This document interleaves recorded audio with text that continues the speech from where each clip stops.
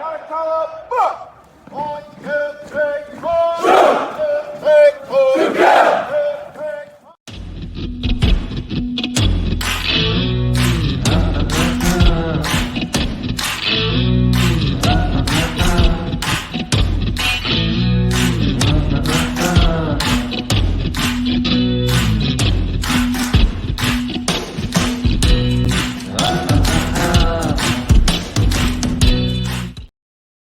What's happening, folks? Welcome to another edition of the True Patriot Outfitters podcast.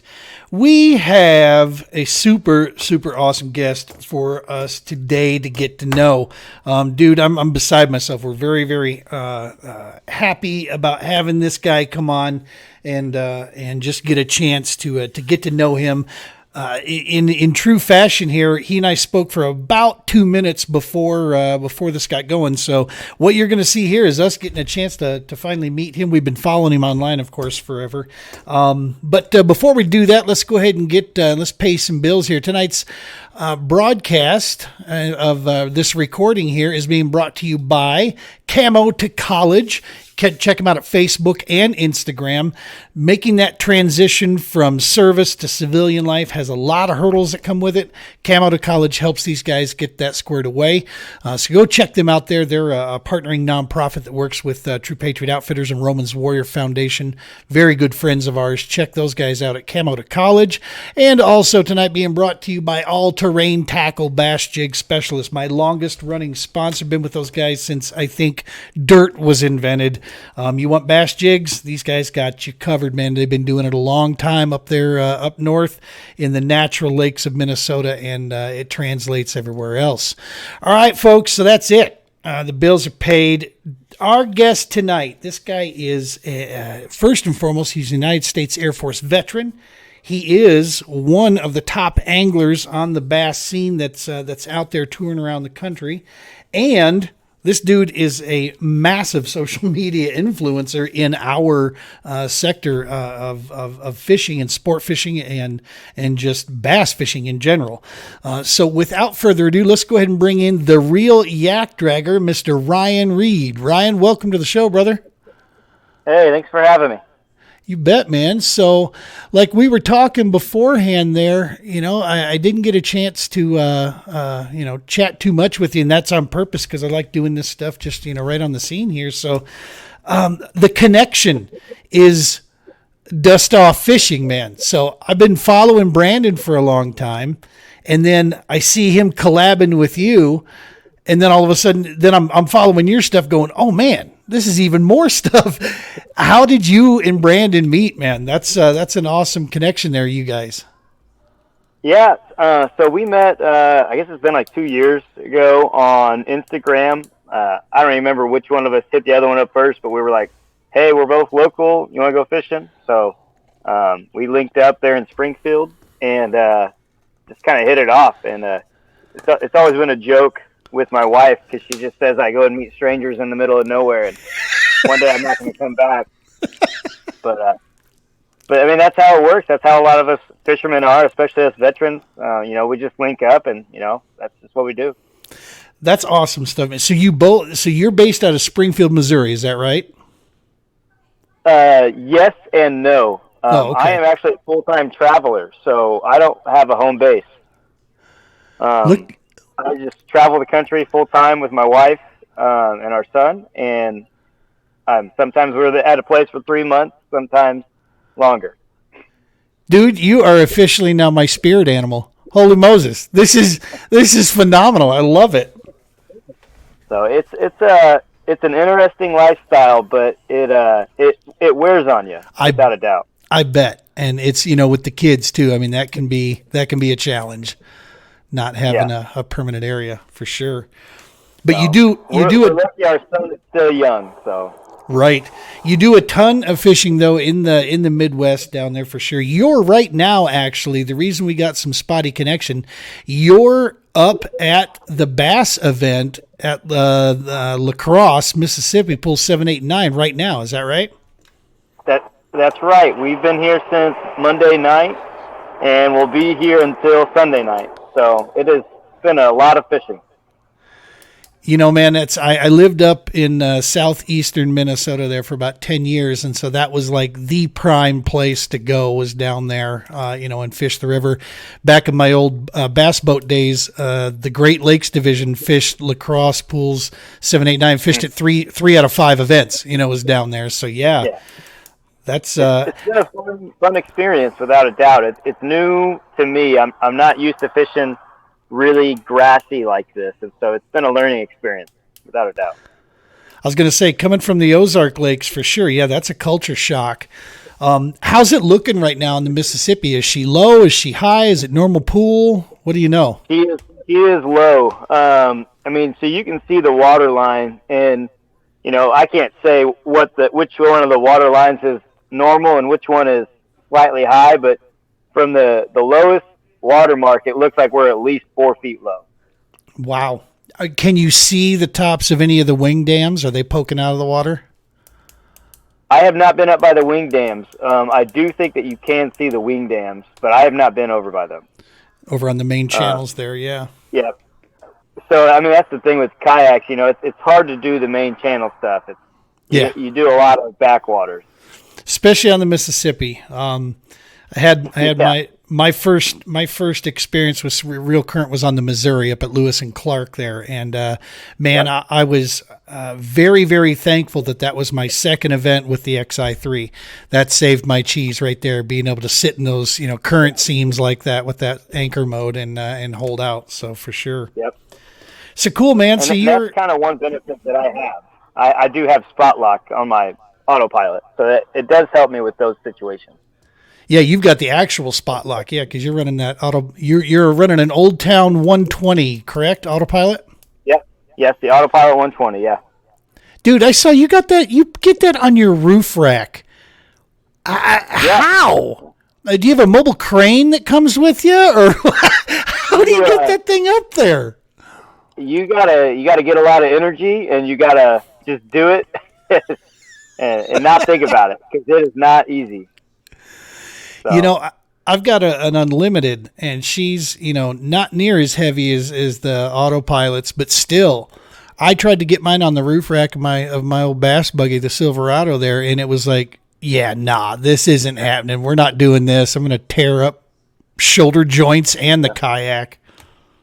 Yeah, I dumped a Sportsman PDL off the front of my truck a few years back because I was on a hill putting it on a rack, and it slid off the rack right off the front of the truck. So I've had my mishaps with it. You had a little too much energy there, shoving it up onto there. Yeah. But that's... all kinds of stuff can go wrong doing that. It just comes to practice. Yeah, exactly, man. It's, you got to get your system right. We got very fortunate where we were able to just to purchase a big enclosed cargo trailer for the nonprofit work, so we can get all of our fleet of unlimiteds in there, and then it's going to serve as a part-time also for me when I'm out on the road. It'll be like a mini little camper as well when I'm out there. Yeah. So no more needing to hoist up this or that. But oh yeah. So you have been doing the kayak fishing game for quite some time, but before that, you are a United States Air Force veteran. What was what did you do in the Air Force? So the technical name is Tactical Aircraft Maintenance. Most people know it as crew chief. Oh, okay. So I was crew chief on A-10s and U-2s for 6 years. You were crew chief on the Warthogs. Yeah, it was awesome. Loved it. Dude, those A-10s are, to me still, from a childhood fascination with these things till I started learning more and more about that. These things are flying tanks. They're like the bumblebee of the sky, man. They defy flight physics sometimes. Yeah. They do, and it's a cool aircraft, and there's so much behind the scenes that people don't even know about those airframes. And it's just things that they don't, I guess you could say that civilians don't need to know, but it's such a cool aircraft, and it's such a cool mission. I loved every bit of it. That is awesome, man. So how long were you in the Air Force? I did 6 years active, and then, you got your reserve stuff that you have to do, but, I didn't get called back in. So I just did the 6 active and 2 inactive. So Gotcha. Now, were you ever deployed? Were you in Afghanistan, Iraq, anything of those?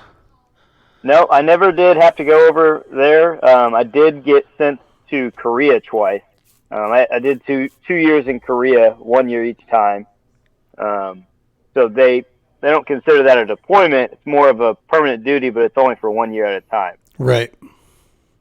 Outstanding. So I went once for the A-10s and once on the U-2s. And the U-2s, now, if I remember right, U-2s, that's the big communications spy plane up in the sky, isn't it? The big eye in the sky? Yeah, it's a big reconnaissance aircraft. Yeah, single engine, flies all the way up at the curvature of the Earth. Dude, that is awesome stuff. You've definitely got a chance to work with. These are two phenomenal aircraft, and you got some amazing experience. So you're in the service. You get out of the service. Did you start kayak fishing when you were still in, or when? What got you? Number one, let's start with fishing. How long you been chasing brown and green fish around the country? So I started fishing when I was young, coming from the Midwest, like a lot of kids, Dad took me out fishing. And then I was fortunate when I was, like 10 or 11, we had a family friend that wanted to start teaching me bass fishing. So he took me out, taught me how to use a bait caster. And, that was really when I fell in love completely with bass fishing, about 10 or 11 years old. Dude, if you were like me, the first fish that I ever caught on an artificial bait absolutely was like I was a meth head with that. I was just addicted. The first fish I ever caught on an artificial a little swim jig or a little swim bait that I was pulling back was a crappie. And all I could think about for the next 3 weeks was just, I need to go do that again. I need to go do that again. Yeah. Now, I can remember once in the wintertime, I was throwing a buzz bait in the dead of winter, like not knowing what the heck I was doing. And I had a giant, to me at the time, it was probably like 3 or 4 pounds, largemouth, destroy it in just freezing temps. And got hung up in the weeds. I had to go wading into the water up to my knees to get it out. I didn't want to lose the lure of the fish. And got it out, took it home, and we cooked it for dinner. That is awesome, dude. A buzzbait blow up in the winter months. Yeah, it was like December, January. It was crazy. That is awesome. No idea what I was doing. So when you say grew up in the Midwest, where at in the country there? Where were you? Where'd you grow up at? So it's kind of the boot hill of Missouri, but I guess it's also considered not. I'm from Ironton, Missouri. Okay. It's like an hour and a half south of St. Louis. Oh, okay. Okay, nice. So born and raised. K through 12. Graduated high school, and that was when I finally left. That is awesome, dude. Every time I go through Missouri, man, it's I feel like second home. There it is. I love the state. It is, and it's to me, it's the central and that's that central and just stay away from Kansas City and St. Louis. Everything else beautiful. Those two places they can have them. I don't need them. Yep. For sure. And that was my thing when I was leaving the service. I was like, I am going back to Missouri. That's where I want to be. So that's awesome, man. So when did you get the hookup, man, for the kayaks? When did that happen? Did you start in the boat world first, doing tournament stuff, or did you just immediately go kayaks? Yeah, no, I have never owned a boat. I have been in a lot of boats, and they're fun, but they don't compare to a kayak. I got my first kayak experience right after I left the service. I moved home for the summer. I was going to go back to college in the fall, so I went back to my hometown to get a summer job. And my brother at the time, or my brother, he gave me one of his lifetime sit-inside yellow kayaks. Excuse me. And he's like, yeah, man, just borrow it for the summer, something to do. And I was like, all right, cool. I haven't fished in a long time, so like this will be fun. And started jumping on little creeks and rivers right there around Ironton, and just absolutely fell back in love with bass fishing, and the kayaks were just so perfect to just get out and be in nature. You know. Totally. Yeah, it's I can tell you there's some things I miss about the bass boat world, but for the majority I don't really miss anything. I don't miss I mean there's nothing I feel like I can't accomplish out of the kayak now. You know, I'm into my second year now.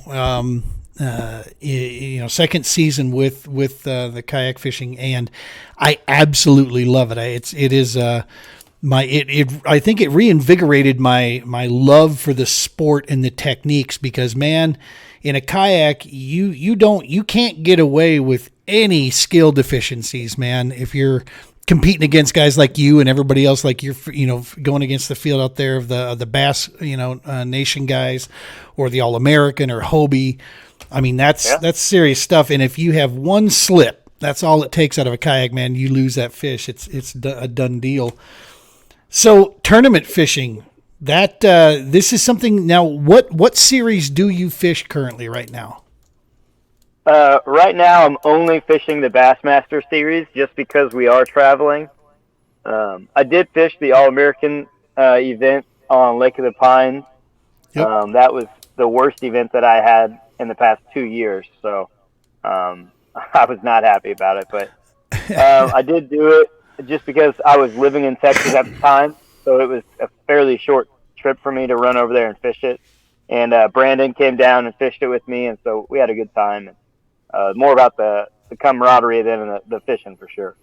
Yeah, it was. There was a particular bite for sure, and it was a little bit difficult to try to make rhyme or reason out of it. And then, of course, the lovely storms that were blowing through Lake of the Pines, down there. The first three events, man. Every I was at Gunnersville for bass, and then over to Lake of the Pines, and then Conway. And those first three events, literally the night before we go lines in is a tornado warning. And we got twisters touching down somewhere out there. It's like, good night, lovely spring weather. Yeah. The spring was tough on me, and I kind of hit my groove right after Gunnersville, and I've been kind of chugging along with the Bassmaster. So that's awesome. That's good stuff. And have you? So is this the national stuff that you're doing there? Has that always been, or did you kind of work the local scene a little bit first and then move your way up to these national guys, or did you just jump right in? So I started on the local side just as something to do back in 2017. Wow. Fishing with Mo Yak. It was my first year. It was still pretty small. We weren't getting a lot of attendance, but it was fun. And I just wanted to get out and meet people that were doing the same thing, so that was great. And then I took 2018 off. I don't think I fished a single event, and then got back into it. And it might have been 2020 by the next time I fished a tournament. COVID year? And I've been back at it ever since. I mean, I was always fishing back then. I was just doing it on my own, not worried about events. I was finishing up college. I went back to school and, kind of getting settled after that. And once I got settled back into my job, I got right back into full-time fishing. So, and that brings me right to this next piece here. Dude, you are a massive social media influencer. Was that part of the college that you went to? Was learning digital media? How did this come about, man? Is this just a lightning strike, or was this a planned maneuver? You've got some 60 some odd, maybe 70,000 followers on Instagram. And the Facebook page doesn't look like it's near as much attention to that, but obviously Instagram is where we're at, and you've got videos galore. How did this come about? So Instagram is definitely my bread and butter. I've got 60 something. I don't remember, 62,000 maybe. And then TikTok is my second biggest. I've got that one at 11,000. I don't mess with Facebook more than just letting Instagram share itself over every once in a while. Yep. And then I have a little bit of YouTube. That's pretty small. I also don't mess with that. And then there's a new one that just came out from Instagram. It's called Threads. I'm not even sure if you've heard of it yet. It just launched last night. It's meant to take down Twitter. I think it's going to try to compete against Twitter completely. Yeah.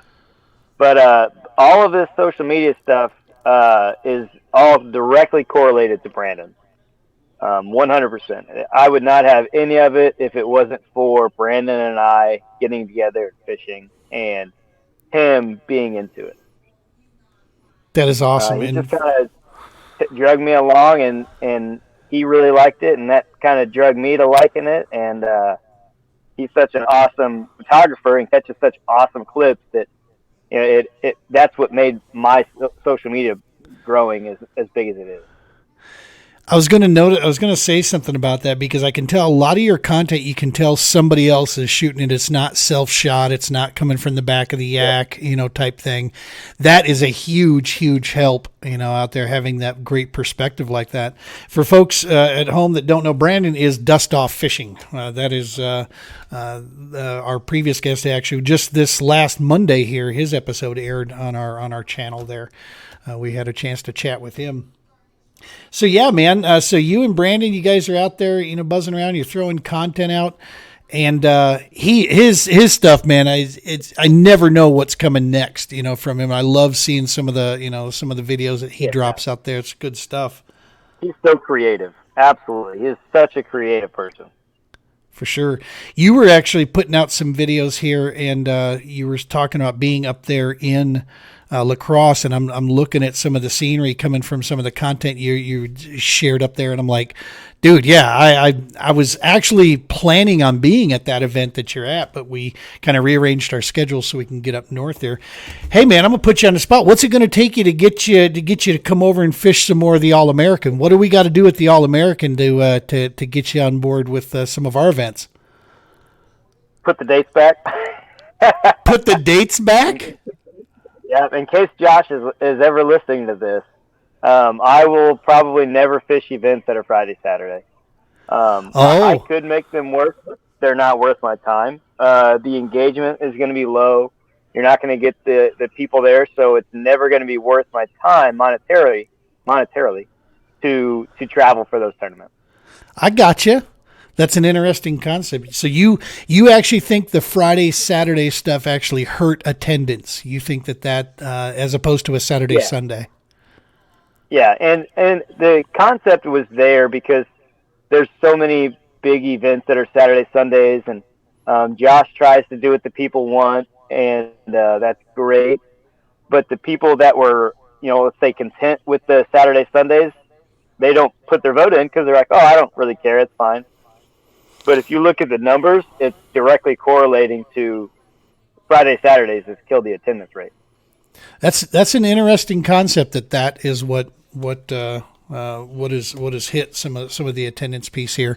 That we sit around, we talk about it quite a bit. I have a personal vested interest in the All American, just in the fact that I believe in what they've got going here. I love the fact that they hit the Midwest.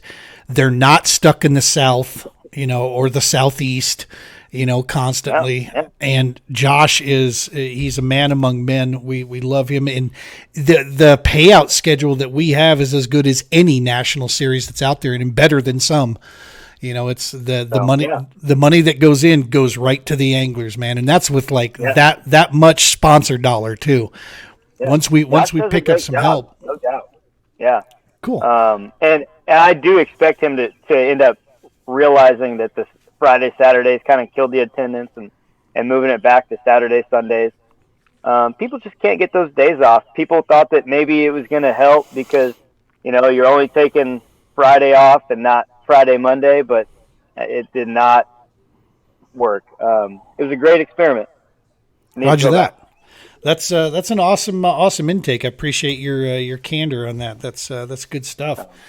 So I love the All American. I did 4 events last year. I did Okoboji, 10 Killer, and then the Sioux, Missouri event. That's awesome. Taylor Rock and Bull Shoals. I mean, I love the All American, but the attendance died, and there's no way that the money can be there for people traveling. Right. It does make it difficult. I'm making this Minocqua chain event. I'm hitting this one up. Going to go head up there.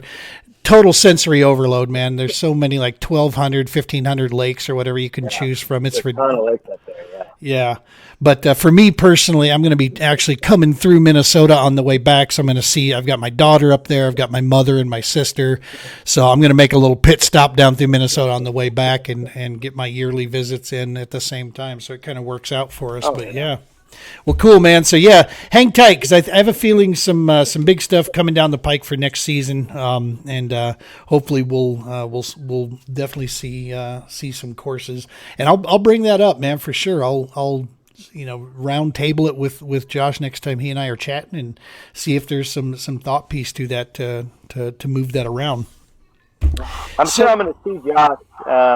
He's here at La Crosse. I don't know if you know. He is. Yeah. He's up there competing. Yep. So I haven't competed against Josh since 2017 on Lake Taneycomo. That's awesome. So I'm looking to beat him. That's kind of my goal. Dude, he's one of the OGs of the sport. He, Jody Queen, Marty Hughes. I mean, these guys have been to like the highest level of our sport, right? And competed there. So yeah, it is. I'm sure he's going to be looking to take out, a ton of guys out there for some bragging rights for sure. Yeah, he's been out of the competition for a while. I mean, I don't think he's fished a competition in probably 3 years. Yeah, that I know of, a real one. He was warming up though earlier this year. He was every now and again he was heading out getting that buzzbait bite on. So watch out. The last thing to go, in a boxer is the power, man. So you just got. I expect him to show up. I mean, he loves this up north stuff, so it makes sense that this would be the one he'd try and come out of retirement for. That's right. Little hoorah out there. Well, this is good stuff, man. So the Old Town, has that been always a thing for you? Have you always been in an old town, or did you start somewhere else and end up here? So I'll say yes and no. So I did start off in a Lifetime. That was the one my brother lent me. I had that one for like maybe 4 months. And then I said, okay, I'm going to buy my own. And I bought an Ascend sit-in. It was a D10 sit-inside kayak. Or no, it was an FS10. That's what it was.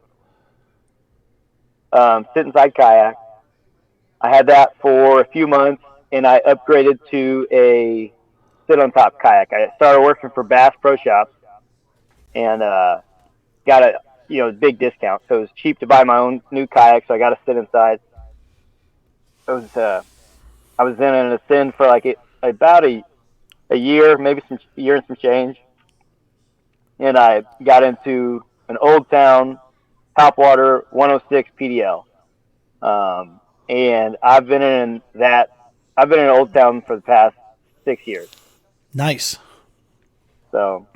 I will probably never fish out of a different kayak unless something changes. But somebody's got to make a really good kayak because Old Town makes the best on the market. So, once you have that lock-in, I've only ever fished out of a New Canoe Unlimited. That's the only thing I have ever been on the water in. Just this past couple weeks ago, we were having a little meet and greet at one of our local lakes. I was having folks come down to meet our nonprofit, the TPO, and we had our little fleet of Unlimiteds out there. And I had a bunch of our buddies from the Colorado Kayak Fishing Club show up, and kind of just join in. Well, one of our veteran anglers showed up, and he's got a Hobie PA14, right? Mm-hmm. And he's got the 180 drive, and I'm like, all right, dude. Look, would you mind if I just went out and took a quick spin real quick? I want to see what the Cadillac is, because my stuff, I'm running a Chevy, right? You know what I mean? It's like we're $1,800, without a motor or anything, but you guys, your $5,000-$6,000 PAs, I got to see what this is all about. And I got to tell you, man, after doing that little run and doing the pedal drive thing, when I came back, I am very, very thankful and happy with my Unlimited because stability-wise, maneuverability, she's right on track with that stuff, So it's, for me, I've never been in an Old Town yet. My understanding is Old Town has really strong primary stability. Is that your feeling on it too?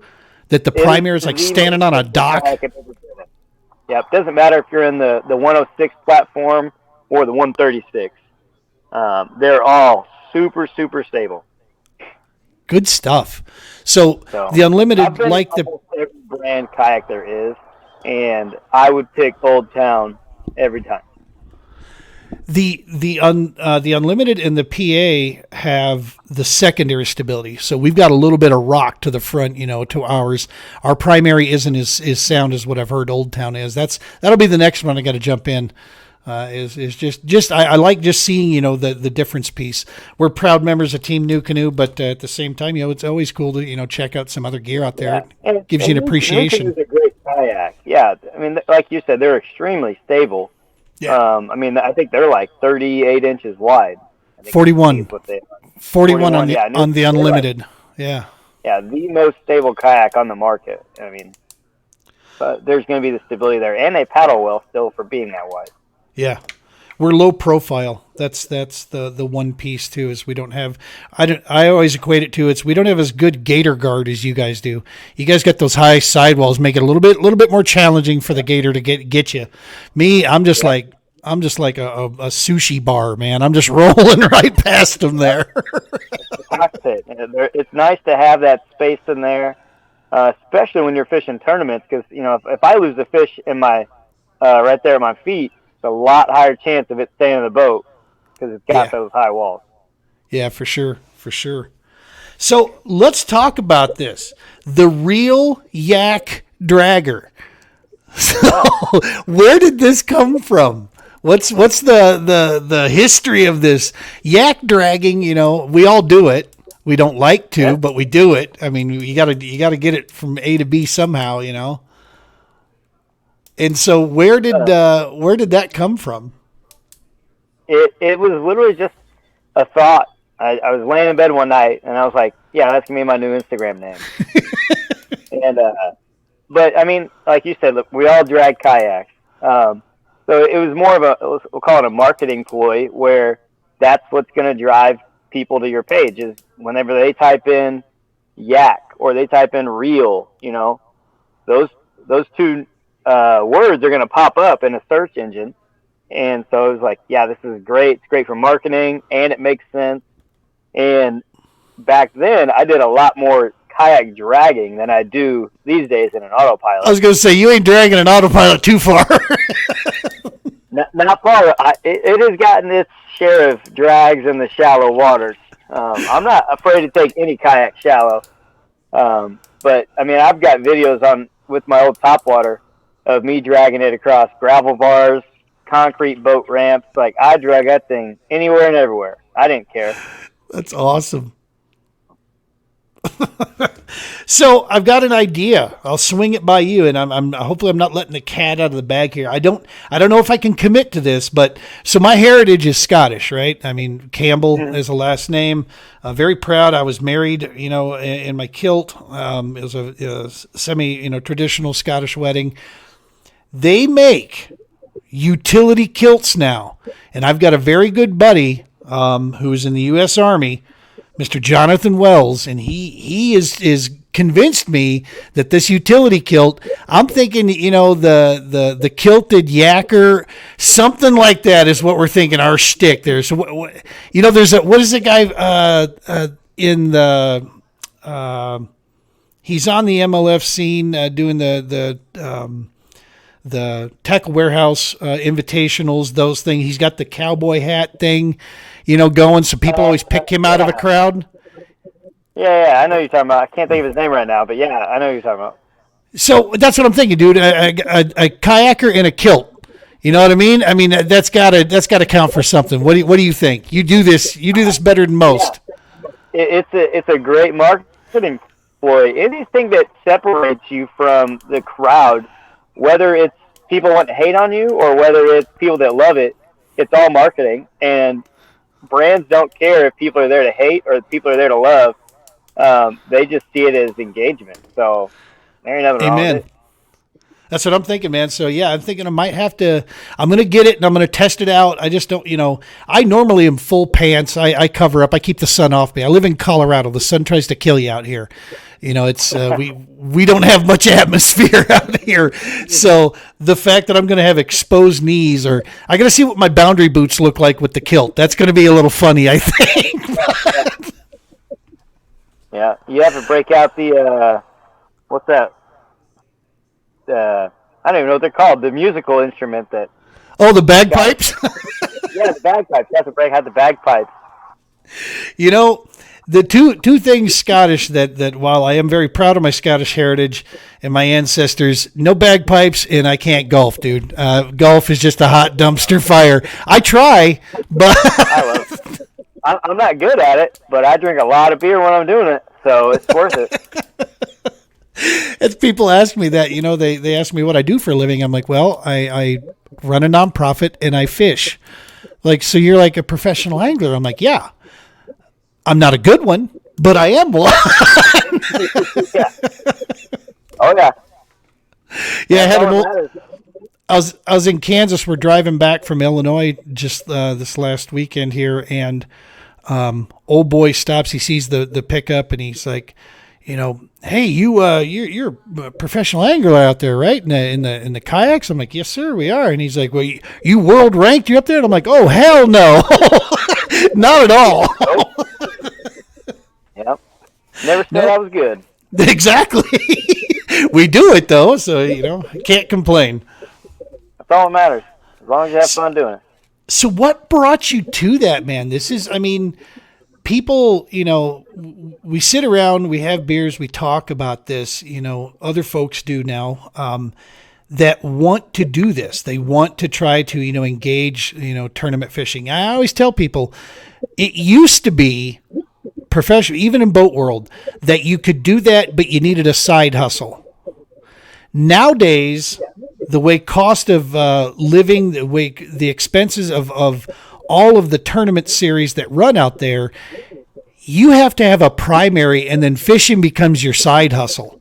You know what I mean? It's like they had this paradigm shift because, dude, there's just no possible way you're paying for lodging and gas. What got you to that, man? How did you, if you don't mind me asking, how did you get to the point where you're able to actually do that now and chase the series around? I married up.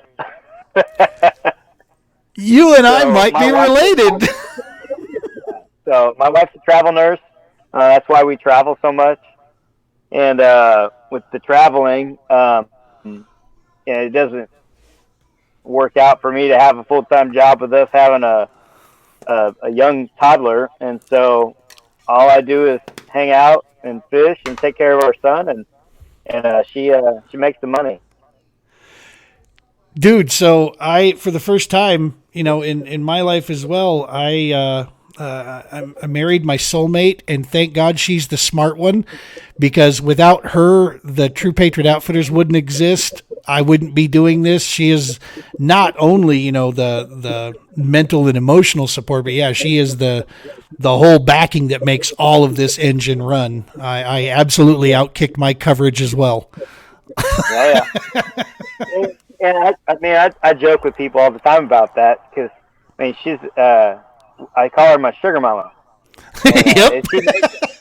And all the time, ever since college, it's always been, oh yeah, my sugar mama this, my sugar mama that, and that's we joke about it, but she knows, like, that's what it is. She's the sugar mama. It ain't easy being a trophy husband, is it, bro? It's not. It's hard work. Look good all day, drink beer. I don't know how I do it, but well, you're doing a phenomenal job as far as we can see, man. From one trophy to another, you're looking pretty good, bro. You're doing all right. Well, that's awesome stuff, man. It's a different landscape out there, and for every purpose argument that you could make out there, the kayak professional scene is still so budding and grassroots. It's still all pay to play. No one has released a qualification level yet, so you can fish at the highest level. Anybody can. It can jump in there. Now, if you want to have a legitimate shot at it, you've got to absolutely put the time in and put the work in. There's no question, because I do personally feel that the fields that you face on the bass scene, Hobie scene, All-American, KBF, those fields of anglers that you're facing there are just flat out hammers, man. Much more a larger, field. Do you feel the same, when you go against these guys? Yeah, absolutely. I mean, you got, whether you're fishing even in the KBF stage or the bass or the Hobie, you have those great anglers out there, such as the Russ Snyders and the Casey Reeds and the Christine Fishers, who are consistent and they've put in so much time and craft that they're just going to be consistent. And so you have to show up and you have to be ready to compete. Otherwise, you're going to go home with your tail between your legs. Yeah, you fall into the donor class at that point, right? The bottom pays the top. Yeah. Yep. And so I've been doing the national series this year, knowing that I'm basically donating, but each time I go out, I'm trying to develop, because I grew up in the Midwest, and that's what my fishing skill level is, as just a recreational fisherman. And this year is just kind of my chance to hone in and spend time learning how to break down new waters. And that is such a key, man. I came out here to Colorado, and you can't find grass. There's a couple lakes that have some weeds in them, but it's all gin clear water, 20-foot visibility. It's cold, it's rocks. It's a smallmouth game for the most part. And it's so pressured out here. Your bait, man, you got to if you're not drop shotting, you're not cashing a check against these guys out here. And that's like my least favorite way of fishing, personally. Yeah. Ozarks, that's a different all in of itself, man. They kick my ass every time I go into the Ozark land, but I love it down there. I love, Lake of the Ozarks, Truman. Truman is the least Ozarkian, I think, out of any of them, but Table Rock, Stoddard, all of these lakes down there. And so, power fishing is the game. And that's my forte, is power fishing in clear, rocky water. And, it's been a transition for sure. Well, you should be for sure finding this time of year. Normally Wisconsin would so in the boat tournaments, when we would go there to the lacrosse event in July, they would institute the 3 fish limit. So we wouldn't be putting 5 in the live well. We could only put 3. And it was basically just a protection measure they did, be it spawn, post spawn, type deal, and also the hotter waters that are coming through there. But the frog in action, you should be running into some pike. You should be finding some dogfish. Have you ever caught a dogfish before? Those bowfin?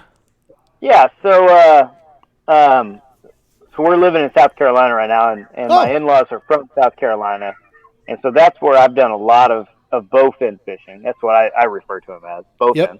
Yep. And caught a bunch of them. That is a lot of fun. And then we came out here, and I hooked into a couple big ones. I have not landed a bowfin here in La Crosse yet, but I have caught quite a few pike so far. Lost a giant today. But yeah, lots of frogging with the pike out here. Dude, when you throw a frog out there in on the Mississippi up there in north, you can watch the bowfin, the dogfish will actually shark that frog. You'll see it coming, and it's just like, yeet! You're trying to get your frog out of there because you don't want them to absolutely destroy it, because they do just hammer your tackle, man. They're rough on it, without a doubt. And they're prehistoric. I mean, they're such a goofy looking, singular, weird looking deal. It's always a good trash fish pot, grabber right there, though, for sure. Yeah, they're nasty, but yeah. Good stuff. So what's the rest of the season look like for you, man? You got this one here. You're going to try to take care of business here in La Crosse, cash yourself a check. Yeah. And then from here, where are you heading? So after this, my next event won't be until October for the Susquehanna River Bassmaster, last event of the season, and that'll be it for my tournament season. Nice. Hopefully, I qualify for the Bassmaster Kayak National Championship, and then that'll be in the spring. Good stuff. You know that final event there, man. If you're a betting man, you know you're going to have to take Jody Queen off the mantle on that one. That's like his backyard, man. He comes alive in those how do you pronounce it again? The Susquehanna, yeah. Susquehanna, yes. He is. He's always put on a show when he goes there, so that he should be in contention for sure. So and then you got the minor boys. That whole family just sticks, and they're going to show up again. So I'm sure the Susky's going to be tough, especially fishing out of an autopilot. But see how she does. No kidding. Yeah, I haven't seen anything like we've gotten a ton of rain out here for Colorado. Normally we're a high desert, right? It's very arid. And it's like Mediterranean climates out here, but like where you're at up there, they haven't gotten a lot of rain up there. It's been actually relatively dry for them.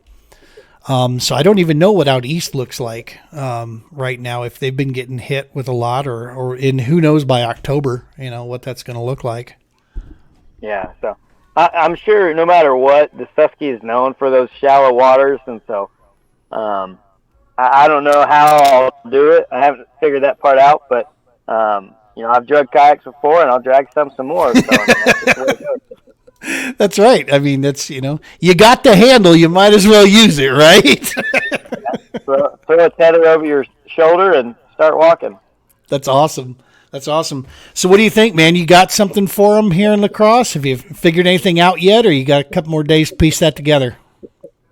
I think we're pretty dialed in. I can't say that we're on a winning pattern, but I would say that if it all continues, we're on a check pattern. And I did catch my PB Smallie. I guess that was yesterday, 19.25 inch. Really, wow. Really nice smallmouth. So that was nice for me. I've caught one that I think might have been bigger a few years back when I wasn't measuring fish. Right. But I don't know. I have a picture of it, but I can't say it was 20 inches. It was 20 and a half, whatever. I don't know. It was a big fish. And so this one yesterday was a big fish, but it was my official smallmouth PB. So this is the catch-22 of the Mississippi River, is that those smallies in that current, because they love to hang out in that current, they get long and lean. The boat guys don't like going after them because they're lean. But in the kayak game, man, it's awesome. The problem with them is they're so damn nomadic. I mean, they just move for no good reason. They just take off. And, they're in a different zip code the following day, and you have no idea where they went, type thing. Yeah, and it's got to be a backup plan for sure. You don't want to go in primary thinking about smallmouth. Right. It's a tough thing to. You can usually count on them out by the main, though, for sure. They'll be out there. Yeah. They'll hunt in that current. Yeah. So we've got a pretty good largemouth pattern, and that's awesome. A location where we can get out the current and chase some nice smallmouth. Well, man, we'll be pulling for you for sure. We've got also another a buddy of ours, Josh Deal. You're fishing against him up there. He's part of our angler network that's with the Romans Warrior Foundation, the Field Ops. Yeah. He's done some work with us up there. We've gotten to know him really well, and he's I think sitting in third or fourth in points right now for AOI. So he's looking to have a heck of a deal as well. So we'll be pulling for you guys and watching. That's Saturday and Sunday this weekend, right? Yep. Saturday, Sunday. So the conditions are lining up. It should be a good tournament. I don't think we got any storms coming in for the weekend, so it should be good. That's one upside to not having a lot of rain, is you're probably not going to have a lot of weather coming through there.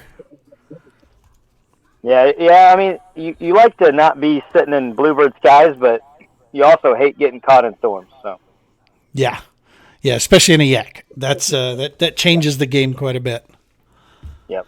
Well, listen, man, we can't thank you enough for taking time out of your schedule here on the tournament. We're going to go ahead and let you go here and let you get back to some family time. And you clearly have got your trophy husband duties to attend to. And that's awesome. I love finding kindred spirits out there, man, that I can, they can relate, I can relate completely to this. So listen, man. That's right. The average Joe doesn't get it. Doesn't know, the trials and tribulations we got to go through. Right. Well, listen, brother, thank you so very much from all of us here at the TPO and the RWF. Thank you for your service to you and your entire family.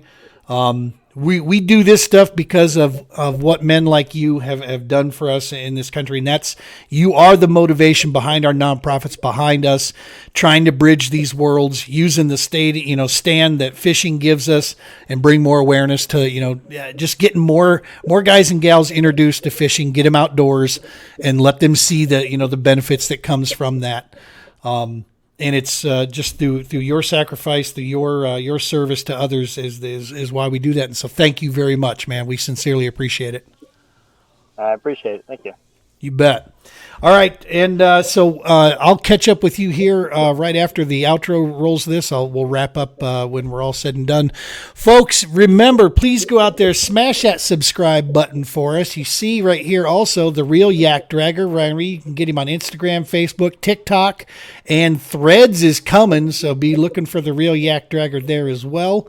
You can check those guys out. And, of course, with the True Patriot Outfitters, please make sure from our YouTube or Facebook, give us a like, give us a follow, Instagram. Those are our main channels that we're out there, and share it with your friends out there. That is one massive way to help us and keep our mission rolling down the road. As always, folks, you know the line, and I'm searching for the outro. There it is. Tight lines, everybody, and be safe.